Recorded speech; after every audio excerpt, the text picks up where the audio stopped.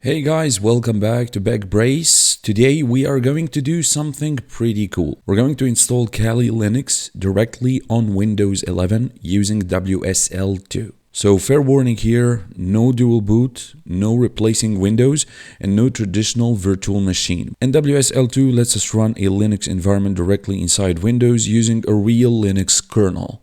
And once we have Kali running, I'm also going to show you how to add a graphical desktop so we can actually use Kali with a GUI. We're not going to have only the terminal, but also the GUI applications. We're going to keep this quick and simple, so let's get started.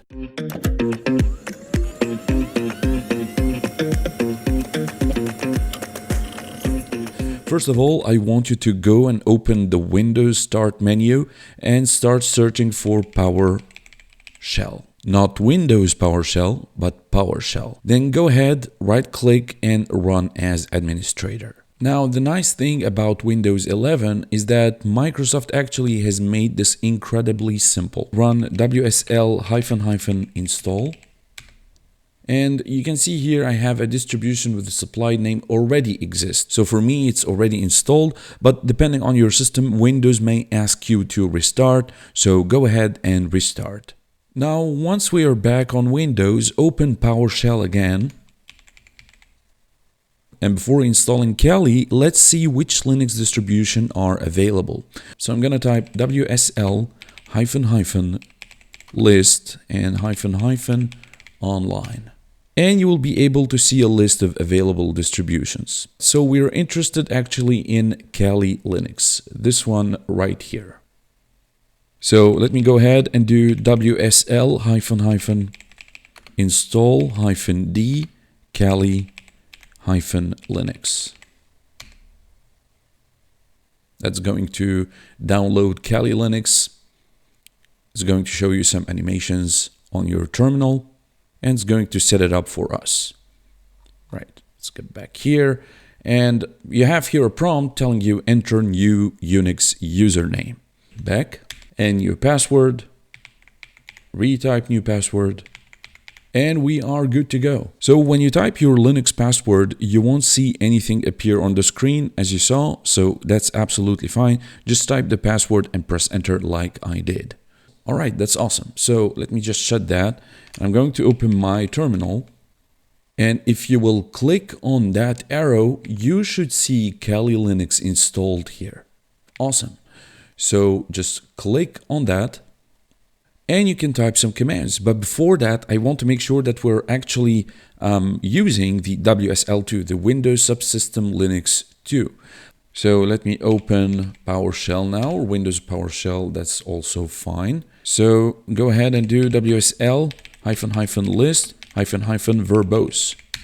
And there you go. You should be able to see something like this. Kali Linux running, and that's running actually on WSL 2. Awesome.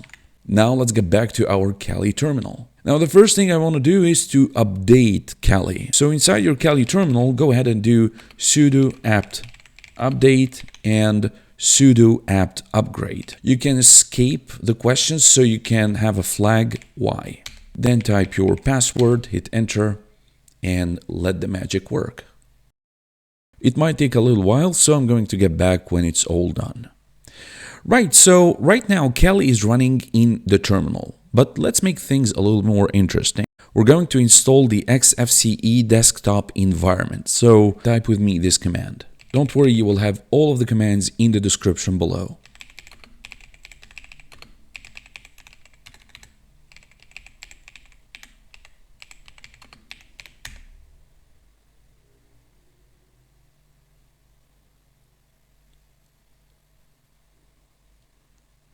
This should download and install the desktop environment and the required packages. Yeah, this one can take a while, so be patient.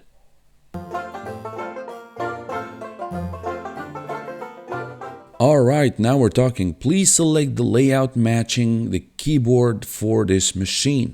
Okay.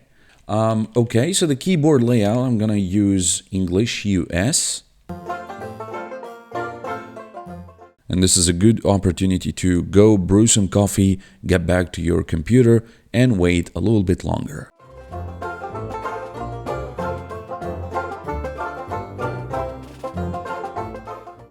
Alright, now we need a way to connect to our graphical Kali desktop from Windows.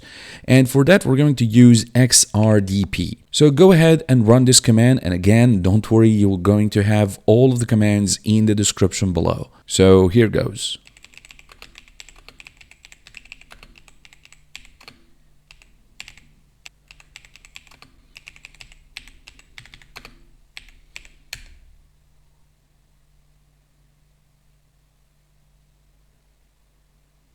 Once that finishes, start the XRDP service. I'm going to clear the terminal, sudo service XRDP start.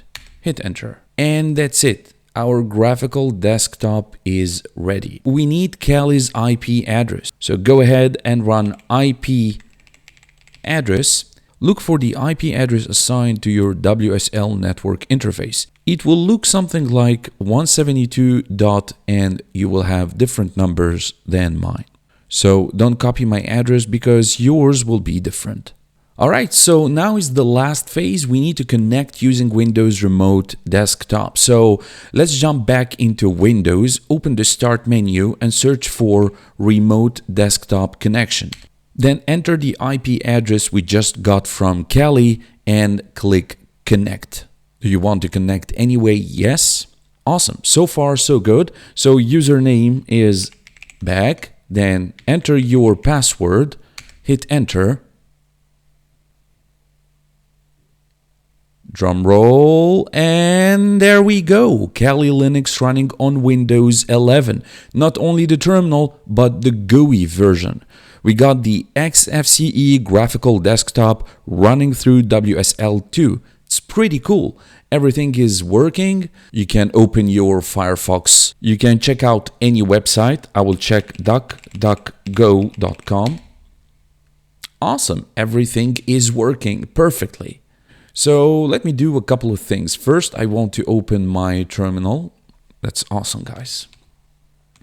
And I want to, run any command. So let's say, for instance, uname a Linux backbrace, blah, blah, blah, everything running on Microsoft standard WSL2. So this basically lets you see the Linux kernel information. You can also check the operating system. So you would do cat/etc/os release. That is pretty sweet, guys. So you have all of your applications here for penetration testing, reconnaissance, discovery. Don't try yet any of those. I just recommend to hold your horses a bit. We're going to check those in the future.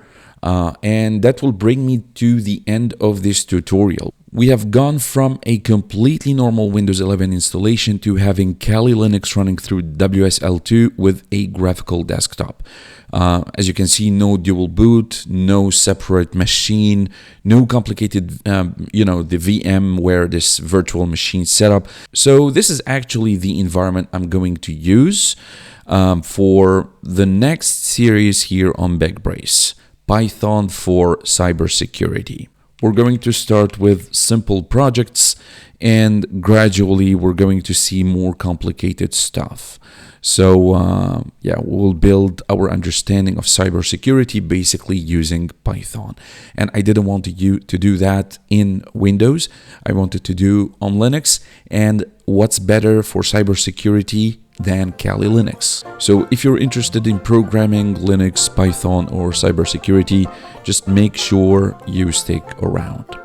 Thank you so much, guys, for your support, for everything you've been doing for the channel so far, and I will see you in the next video. Till then, stay safe and be well. I will see you in the next one.